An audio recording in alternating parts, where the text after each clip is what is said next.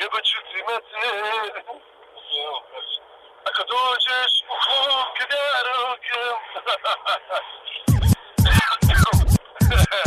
polomit ću fejkere, polomit ću sve. Yo, straight dope, DK, dosta ste slušali bajki, Edo Čekić, Franky, Nike, jebavanje majki kao nikad do sada. Kuš album izbacit van, moraš pjesama ima taman, nek bude underground ko sad da mi. Ja moram strofu da mi kad čuješ mene na bitu, onda mikrofon stipu, zaljačine mikrofon pipnu pa izdrobim u stihu. Svaku ribu sitnu sunetim, to jest režem kitu. Mi smo postali korijene, oni nikako da niknu. Da pola strofi riknu, onda se pitaju šta je. Nije im jasno kako kod Dede i Franke duže traje. Bili su na Unity-u i vidli kako brat ide. Kad ih pitaš gdje je bio prvi, onda samo zine. Tad su slušali house i tad su jeli bobi. Kažu tada hip-hopa buraz nije bilo ovdje. Bilo je care, pitaj Čekića i mene, jer tad smo ja i on u domu, brate, prozivali tebe.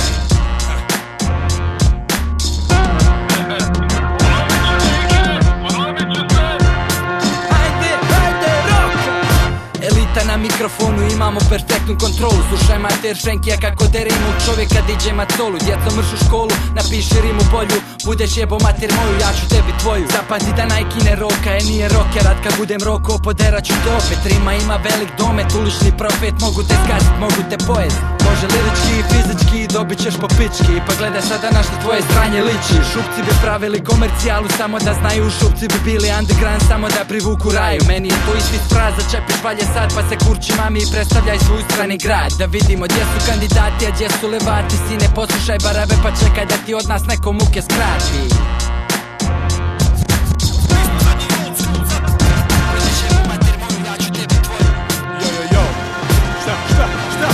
Šta je šupci, nešto vam se ne sviđa tema? Kolektivna razvaljovka stare ekipe s FM prema rokama od početka. A neko vi tek od juče se muče, a danas sve se oni kuće. Misle da su face, misle da su cool. Zaboravili s nešto važno, mi smo zadnji old school. Zato svako se trudi bar do koljena da dođe.